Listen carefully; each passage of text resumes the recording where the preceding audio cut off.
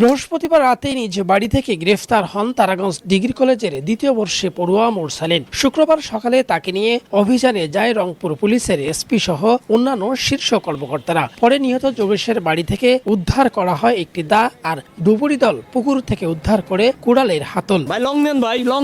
Police জানায় মাত্র ৮,০০০ টাকা ঋণের বোঝায় ছিলেন মোরসালিন। সেই ঋণের বোঝা নিয়ে হত্যাকাণ্ডের ৩ দিন আগ থেকে যোগেশের বাড়িতে টাইলসের কাজ করছিলেন তিনি। এ সময় তার মনে হয় অবসরপ্রাপ্ত এই শিক্ষক দম্পতির বাড়িতে বিপুল পরিমাণ টাকা আছে, তাই গত শনিবার রাতে প্রথমে সুবর্ণাকে পরে যোগেশকে কুপিয়ে হত্যা করে। বাড়ি থেকে সে একটা কুড়াল নিয়ে আসে, কুড়াল এনে প্রথমে সুবর্ণাকে কুপিয়ে জখম করে এবং মৃত্যু হয়। পরবর্তীতে তার স্বামী যোগেশচন্দ্র তিনাকে খুন করে। মোরসালিন পেশাদার খুনি না হলেও নিখুঁতভাবে খুন করার কারণে বাড়ি থেকে পালায়নি, তবে নিজস্ব সোর্স ব্যবহার করে তাকে ধরে ফেলে পুলিশ। খুনের পিছনে তার মূলত যে কারণ ছিল সেটা হচ্ছে সে কিছু ধার দিনা ছিল, তার ওই যে ধার দিনা পরিশোধের জন্য সে চাপে পড়ে পরিশোধ করার জন্য।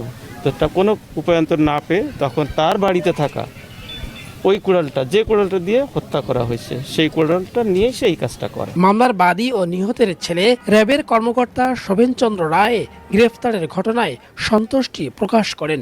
একটু তো স্বস্তি পাচ্ছি, কিন্তু এর পেছনে কে বা কাহারা জড়িত এটা তো তদন্ত প্রক্রিয়া এখন পর্যন্ত চলমান।